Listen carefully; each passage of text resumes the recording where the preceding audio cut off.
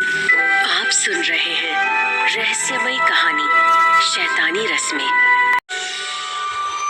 मालिक का नाम सुनते ही निकी चौंकी। उसने पहले भी मालिक का नाम सुना था, लेकिन उसे इस बारे में कुछ भी पता नहीं चल पाया था। वो गायत्री देवी से बोली, ये मालिक कौन है और ये लोग उनसे इतना डरते क्यों हैं? गायत्री धीरे से बोली, क्योंकि मालिक कोई इंसान नहीं बल्कि एक शैतान है। गायत्री देवी का इतना कहना था कि तभी आसपास की हवाओं में एक हलचल सी होने लगी। मौसम में एक बार फिर हल्का हल्का बदलाव होने लगा। निकी के हाथ का कलश अपने आप ही हिलने लगा। ये सब देखकर निकी एक पल के लिए घबरा गई। गायत्री देवी आगे बोली, इस भैरवगढ़ की हवाओं में भी उस शैतान का साया है। यहाँ के पानी से लेकर इंसान के खून तक में वो शैतान बसता है। गायत्री देवी की बातें सुनकर निकी थोड़ा थोड़ा घबराने लगी थी। उसके चेहरे से पसीना टपकने लगा था। वो हड़बड़ाते हुए बोली, ये क्या कह रही हैं आप? शैतान भैरवगढ़ में? हाँ बेटी, मैं जो कह रही हूँ ठीक कह रही हूँ। मैं ज्यादा तो नहीं जानती हूँ, पर इतना जरूर जानती हूँ कि ये पूरा का पूरा भैरवगढ़ शापित है। यहाँ शैतान का साया है और जो उसका विरोध करता है वो अगले दिन का सूरज नहीं देख पाता। ये सारी शैतानी रस्में उस शैतान को खुश करने के लिए ही की जाती हैं। निकी हैरान होकर गायत्री देवी की बातें सुन रही थी। उसके लिए ये सब किसी हॉरर फिल्म की कहानी जैसा था। निकी बोली, तो यहाँ भगवान का तो यहाँ नाम भी नहीं लिया जाता बेटी। लेकिन ये लोग उस शैतान से इतना क्यों डरते हैं? आखिर कोई तो कारण होगा जो ये सब भगवान को छोड़ शैतान को पूजते हैं। पता नहीं बेटी क्या कारण है, लेकिन ये परंपरा यहाँ आज से नहीं बल्कि सदियों से चली आ रही है। और यहाँ जिसने भी भगवान का नाम लेने की कोशिश की, उस परिवार का नामो निशान तक मिट गया। शायद यही डर है कि ये लोग आज भी शैतान के सामने झुकते हैं। निकी परेशान होती हुई बोली, मेरे तो कुछ समझ नहीं आ रहा है कि क्या करूं और क्या नहीं। लेकिन आप मुझसे क्या चाहती हैं? गायत्री देवी उसकी आंखों में एक उम्मीद के साथ देखती हुई बोली, मैं चाहती हूँ कि तुम भैरवगढ़ से मालिक का नामो निशान ही मिटा दो। निकी हैरानी से उनकी तरफ देखती हुई बोली, मैं?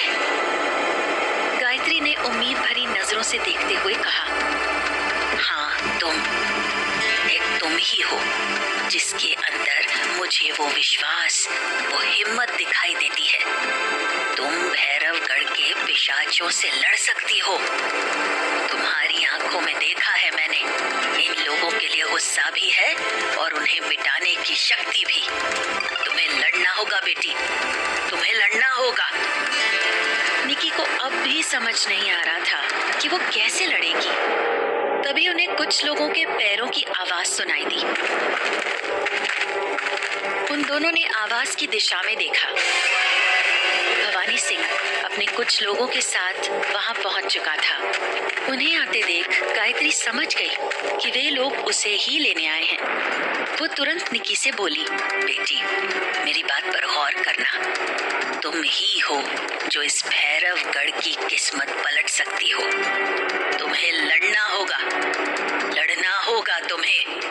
अब तक भवानी सिंह अपने आदमियों के साथ गायत्री के करीब आ चुका था। उसने अपने आदमियों को हुक्म दिया, पकड़ लो इस औरत को और इसे भैरवगढ़ की सीमा के बाहर फेंकाओ। और ध्यान रहे कि ये दोबारा यहाँ ना आने पाए। उसके आदमियों ने तुरंत ही उन्हें पकड़ लिया। गायत्री ने अंतिम बार निकी की तरफ देखा और कहा, एक बार और सोचना बेटा, अगर तुमने कुछ नहीं किया तो आने वाले समय में परिणाम और भी बुरा होगा। वो सभी गायत्री को घसीटते हुए वहां से ले गए और निकी बुद्ध सी खड़ी बस देखती रही। वो डिसाइड नहीं कर पा रही थी कि क्या करे और क्या नहीं। निकी शमशान घाट पर खड़ी होकर गायत्री को अपनी आंखों के सामने ओझल होती देखती रही। उसके कानों में गायत्री देवी के शब्द अब भी गूंज रहे थे। वो मन ही मन सोचते हुए खुद से बोली, अगर मैं मालिक तक पहुंच भी गई तो भी मैं उसका क्या बिगाड़ लूंगी? अगर वो सच में शैतान निकला तो? लेकिन आज के जमाने में भी शैतान जैसी कोई चीज होती है? निकी शैतान के बारे में सोच ही रही थी कि एक बार फिर हवाओं में हलचल शुरू हो गई और उसे वहां डरावनी आवाजें सुनाई देने लगी। निकी, ज्यादा मत सोचो, इस भैरवगढ़ में कुछ भी हो सकता है। मुझे ये मालिक वालिक के चक्कर में नहीं पड़ना है। मुझे किसी भी तरह इस भैरवगढ़ से बाहर निकलना होगा और उसका एक ही रास्ता है। निकी मन ही मन कुछ बड़ा तय कर चुकी थी। उसने तुरंत ही कलश उठाया और बाकी की राख भी उसमें भर ली। उसके बाद वो राख से भरा कलश लेकर हवेली में आ गई। वहां आते ही सबसे पहले उसने जो वहां का दृश्य देखा वो हैरान रह गई। आरोही पूरी तरह से ठीक हो चुकी थी और उसके सामने ही एक नौकरानी को हवेली को साफ करने के लिए ऑर्डर दे रही थी। निकी भौचक्की सी उसकी तरफ देखती हुई मन ही मन बोली, आज सुबह तक तो पता भी नहीं था कि ये ठीक होंगी भी या नहीं, और अचानक ये। सोचते हुए निकी ने उन्हें इग्नोर कर वहां से आगे बढ़ना चाहा, लेकिन तभी आरोही उसे पुकारती हुई बोली, निकी रुको। निकी ने हैरानी से उसकी तरफ देखा। आरोही तब तक उसके करीब आ गई और बोली, निकी, थैंक यू मेरी जान बचाने के लिए। निकी हैरानी से उसकी तरफ देखने लगी और मन ही मन बोली, मैंने क्या किया? मैंने इसकी जान कैसे बचाई? वो आरोही से बोली, मैं कुछ समझी नहीं। आरोही मुस्कुराती हुई बोली, अरे निकी, तुम ज्यादा मत सोचो, बस तुम यहाँ के तौर तरीकों को जितनी जल्दी हो अपना लो, वही सबके लिए ठीक रहेगा। निकी अब भी हैरान थी। आरोही की कोई भी बात उसके पल्ले नहीं पड़ रही थी। आरोही आगे कुछ बोलती उससे पहले ही सुमित्रा वहां आ गई और आरोही के सिर पर हाथ फेरती हुई बोली, देख रही हो बहू रानी, तुम्हारी वजह से बड़ी बहू रानी अब बिल्कुल ठीक हो गई है। तुमने बहुत ही अच्छा काम किया है। फिर वो आरोही की तरफ देखती हुई बोली, बहू रानी, तुम जरा रसोई देख कर आओ कि नौकरानी सही से साफ कर रही है या नहीं। आरोही ने सिर हिलाते हुए कहा, जी माँ जी।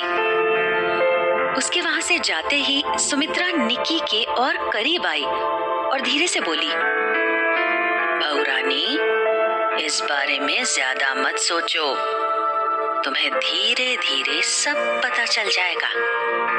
अब तुम एक काम करो, जाओ और जाकर बाथरूम में इसी राख से नहा लो। निकी ने सिर्फ हाँ में सिर हिला दिया और वहां से नहाने चली गई।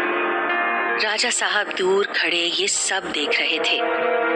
निकी के जाते ही वो सुमित्रा के पास आए और बोले, अजीब बात है ना? सुमित्रा ने चौंकते हुए राजा साहब की तरफ देखा और फिर बोली, क्या?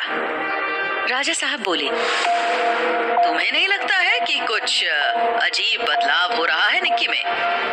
आज इसने किसी प्रकार का विरोध नहीं किया। सुमित्रा भी उनकी बात पर गौर करने के बाद बोली, हाँ, मैंने तो इस बारे में ध्यान ही नहीं दिया। सच में ये अचानक इतनी खामोश कैसे हो गई? हमारी बात बिना किसी सवाल के मानने कैसे लगी?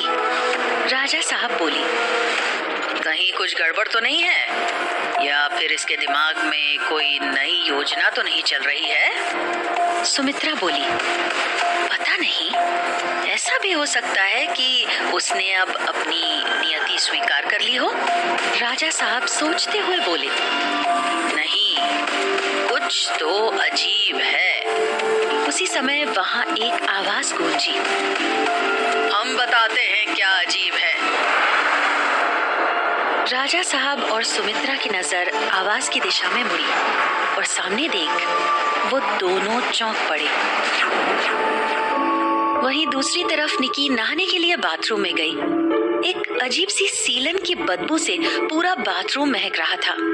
ऐसा लग रहा था जैसे अभी अभी किसी ने लाश को जलाया हो। निकी का ध्यान अचानक से उस चिराग से नहाना ही बाकी रह गया था। निकी, तू कहाँ आ फंसी इन जाहिलों के बीच में, और कब तक इनकी मनमानी को रस्मों के नाम पर ढोती रहोगी? निकी खुद से बातें करने लगी। तभी दरवाजे पर किसी ने दस्तक दी। इस वक्त कौन होगा, ये सोचते हुए उसने दरवाजे को खोला। सामने महल की 2 नौकरानियां थीं। बहुरानी, आज आप खुद से नहीं नहाएंगी, आज हम आपको नहलाएंगी। ये भी रस्म का एक हिस्सा है। ये कहते हुए दोनों नौकरानियां बिना निकी की अनुमति का इंतजार किए अंदर आ गईं। रस्म रस्म रस्म, न जाने कब तक इस रस्म के नाम पर मुझे परेशान किया जाएगा। दासियों ने निकी को नहलाना शुरू किया।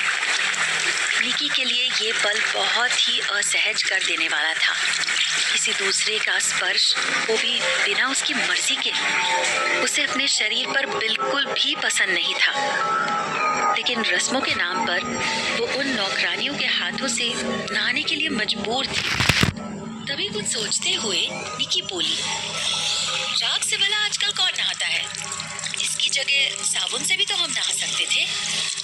नौकरानी ने बेबाकी से जवाब दिया, बहुरानी, ये रस्म तो यहाँ सभी ने निभाई है। जब टूथपेस्ट नहीं था तो लोग राख ही से दांत साफ करते थे।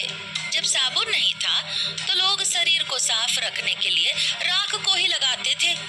इस राख से इतना भी क्या डरना?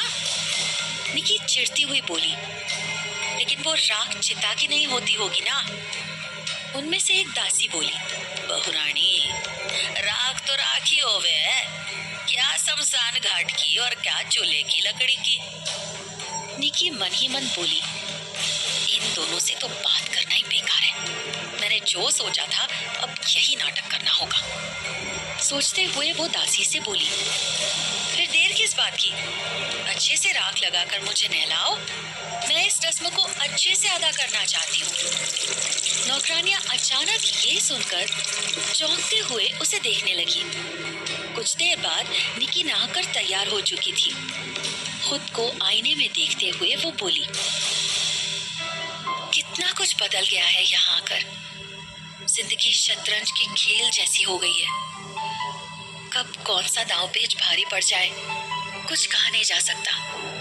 पता नहीं अब आगे क्या होगा। उसी समय दरवाजे पर लगभग ठोकर मारते हुए गुस्से से तमतमाई सुमित्रा ने दस्तक दी। उसकी आंखों से जैसे अंगारे बरस रहे हों। उसके हाथ पैर गुस्से से कांप रहे थे, जैसे वो अभी निकी का गला दबाकर उसका खून पी जाएगी। उसने आते ही निकी के हाथों को कसकर पकड़ लिया।